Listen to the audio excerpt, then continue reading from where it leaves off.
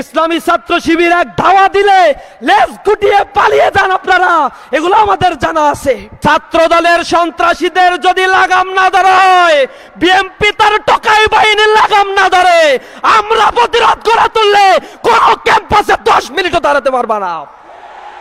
ইসলামী ছাত্র শিবির সহনশীলতার পরিচয় দিচ্ছে, ক্যাম্পাসগুলোকে অস্থিতিশীল করার পায়তারা তারা করেছে। গতকাল আমাদের ক্যাম্পাসগুলোতে রক্ত ঝরানো হয়েছে। আজ আমরা বলতে চাই, গতকাল যারা ক্যাম্পাসে হামলা করেছে এরা একটাও কোনো ছাত্র না, এগুলো সব ছাত্র সন্ত্রাসী টোকাই। ক্যাম্পাসে যাদেরকে তোমরা নিয়ে এসেছো, যাদেরকে দিয়ে ক্যাম্পাসে তোমরা কমিটি দিয়েছো, এদের ছাত্র জীবন শেষ হয়েছে 15-20 বছর আগে। তাদের সন্তানরাও এখন ছাত্র দল করার বয়স হারিয়েছে। এই আদুভাইদের দিয়ে ক্যাম্পাসের নির্বাচিত প্রতিনিধিদের গায়ে তোমরা হাত তুলেছ। নারায়ণগঞ্জ থেকে, কেরানীগঞ্জ থেকে ভাড়া করা টোকাই জঙ্গিদেরকে তোমরা নিয়ে এসেছো। সশস্ত্র হামলার চিত্র আমরা দেখেছি বেগম রোকেয়া বিশ্ববিদ্যালয়, জগন্নাথ বিশ্ববিদ্যালয়, ঢাকা কলেজ, ঢাকা আলিয়ার মতো জায়গাগুলোতে। গতকাল কাপুরুষের মতো রাতের বেলায় ঘুমন্ত ছাত্রদের উপর, ঢাকা গ্রাফিক্স আর্টস কলেজের সাধারণ শিক্ষার্থীদের উপর তারা বর্বরোচিত হামলা করেছে। ক্যাম্পাসের হল দখল করেছে। তেজগাঁও কলেজের সাকিবকে মাদক কাণ্ডের সাথে জড়িত থাকার কারণে ছাত্র দলের বিরোধিতা করায় সাকিবকে তারা নৃশংসভাবে হত্যা করেছে। মাদকের বিরোধিতা করায় ঠাকুরগাঁয়ের হত্যাকাণ্ডের ঘটনা ঘটেছে।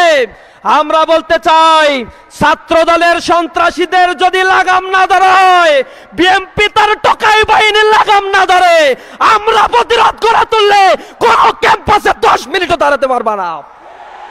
ইসলামী ছাত্র শিবির সহনশীলতার পরিচয় দিচ্ছে। বিদ্যালয়ে তারা গণরুম করেছে। তাদের এই গণরুমের প্রতিবাদে কুমিল্লা বিশ্ববিদ্যালয়ের সকল ছাত্র সংগঠন, সাধারণ ছাত্ররা যখন প্রতিবাদ মুখর হয়েছে, এই লেজ গোটানো কাপুরুষরা তখন পালাতে বাধ্য হয়েছে। কিছুক্ষণ আগে আমরা দেখেছি, কিছুদিন আগে ক্যাম্পাসগুলোতে ছাত্ররা যেখানে প্রতিবাদ করেছে, প্রতিবাদে রুখতে না পেরে ছাত্র দলের এমন কোন কর্মী বাহিনী বাংলাদেশের একটা ক্যাম্পাসেও নাই যে রানিং শিক্ষার্থীদের দিয়ে ক্যাম্পাসে তারা আন্দোলন করতে পারে, মিছিল করতে পারে। ঢাকা বিশ্ববিদ্যালয়ে তারা মিছিল করে, প্রতিটা মিছিলে বাইরে থেকে লোক নিয়ে এসে, ভাড়া করা টোকাইদের নিয়ে এসে, অছাত্রদের নিয়ে এসে, আদুভাইদেরকে নিয়ে এসে এই ক্যাম্পাসগুলোকে তারা উত্তপ্ত করার চেষ্টা করছে। শহীদুল্লাহ হলে হামলা করা হয়েছে, বিনা উস্কানিতে, বিনা কারণে নির্বাচিত প্রতিনিধিদের গায়ে হাত দেয়া হয়েছে। আমরা দেখেছি আলিয়া মাদ্রাসায় সর্বজন স্বীকৃত শ্রদ্ধেয় আলেম সম্মানিত অধ্যক্ষকে তারা রক্তাক্ত করেছে, ক্যাম্পাসের শিক্ষকদের তারা রক্ত জড়িয়েছে। আমরা দেখেছি গতকাল জগন্নাথ বিশ্ববিদ্যালয়ে হামলার পরে আহত শিক্ষার্থীরা যখন চিকিৎসা নেয়ার জন্য ন্যাশনাল হাসপাতালে অবস্থান করছিল, সেখানে দফায় দফায় তারা ছাত্রলীগের মতো হামলা করে তারা তাদের জাত চিনিয়ে দিয়েছে। এরা কোনো ছাত্র সংগঠন না, এরা চিহ্নিত সন্ত্রাসী। এই সন্ত্রাসীদের লাগাম টেনে ধরার জন্য প্রধানমন্ত্রীকে আমি অনুরোধ জানাচ্ছি, যদি প্রধানমন্ত্রী সন্ত্রাসীদের লাগাম টানতে ব্যর্থ হয়, ইসলামী ছাত্র শিবির ছাত্র জনতাকে সাথে নিয়ে প্রতিটা সন্ত্রাসীর দাঁত উপড়ে ফেলবে ইনশাআল্লাহ। আমরা সহনশীলতা দেখাচ্ছি মানে এটা আমাদের দুর্বলতা নয়। ইসলামী ছাত্র শিবিরকে আপনারা হারে হারে চিনেন। 17 বছর আন্দোলন সংগ্রামে ছাত্র দলের নেতা কর্মীদের চিহ্ন আমরা খুঁজে পাই নাই। ক্যাম্পাসগুলোতে আপনাদের খাতে কোনো ছাত্রদেরকে আমরা দেখতে পাই নাই। কেন্দ্রীয় সভাপতি মিছিল করেছে, তার পিছনে 10টা ছাত্র ছিল না। কি আন্দোলন করেছেন, কত সক্ষমতা আপনাদের আছে তা আমাদের জানা আছে। ইসলামী ছাত্র শিবির এক ধাওয়া দিলে লেজ গুটিয়ে পালিয়ে যান আপনারা, এগুলো আমাদের জানা আছে। ক্যাম্পাসে শুধুমাত্র আমরা সহাবস্থানের জন্য বারবার বলছি, জুলাইয়ের পরে ক্যাম্পাসকে আর উত্তপ্ত করতে চাই না। ক্যাম্পাসগুলোতে শিক্ষার্থী বান্ধব পরিবেশ ফিরিয়ে আনতে চাই। কিন্তু আমরা দেখেছি গঠনমূলক কাজের বাইরে গিয়ে জুলাই বিপ্লবকে ধারণ করে ইসলামী ছাত্র শিবির যখন আলোকচিত্র প্রদর্শনী করছে, ঢাকা কলেজে শহীদদের দোয়া অনুষ্ঠানের আয়োজনে তারা গতকাল হামলা করেছে। আলোকচিত্র প্রদর্শনীকে বরবাদ করে দেওয়ার জন্য সন্ত্রাসী ছাত্র দল ছাত্রলীগের সাথে একাকার হয়ে ক্যাম্পাসে সন্ত্রাস ত্রাস সৃষ্টির রাজত্ব তারা করেছে। আমরা সরকারকে বলতে চাই, স্বরাষ্ট্র মন্ত্রণালয়কে বলতে চাই, গতকাল ডিএমপি পুলিশ কমিশনারের সাথে কথা হয়েছে, তিনি আশ্বাস দিয়েছিলেন এই সন্ত্রাস কর্মকাণ্ড তিনি রুখবেন। কিন্তু আমরা দেখেছি সন্ত্রাসীদের হাতে চাপাতি, ক্রিস, কোদাল, ইভেন রিভলভার ছিল। এর পাশে পুলিশ অবস্থান করেছে। ছাত্রলীগকে যেভাবে শেল্টার দিয়েছিল এই ফ্যাসিবাদের পুলিশ বাহিনী এখন আবার নব্য ফ্যাসিবাদের আশ্রয়দাতায় পরিণত হয়েছে।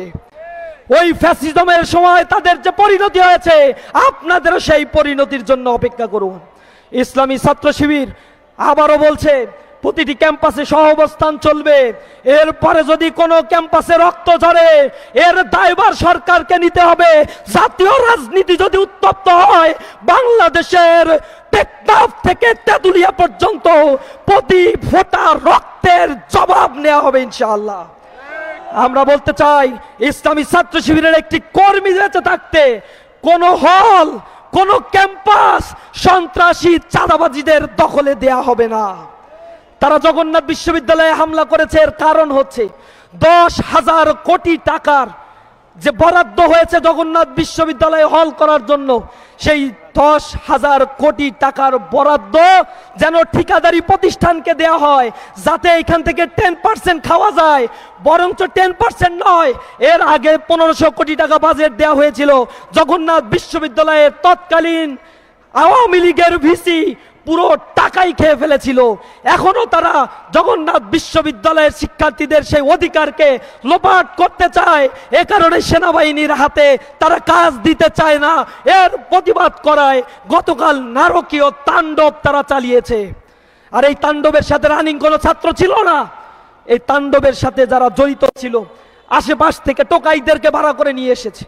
পার্শ্ববর্তী এমপির ইন্ধনে এই হত্যা হামলা চালানো হয়েছে। পার্শ্ববর্তী বিএনপির সন্ত্রাসী নেতাকর্মীরা এর সাথে জড়িত ছিল। আমরা দেখেছি ঢাকার শীর্ষ সন্ত্রাসী চাঁদাবাজ টোকাই নয়নের নেতৃত্বে এই হামলার কাণ্ডগুলো ঘটেছে। তার মানে আমরা বলতে চাই এই নয়ন এইখান থেকে ভাগা পাবে, ওই এমপিরা ভাগা পাবে, স্বরাষ্ট্র মন্ত্রণালয় ভাগা পাবে।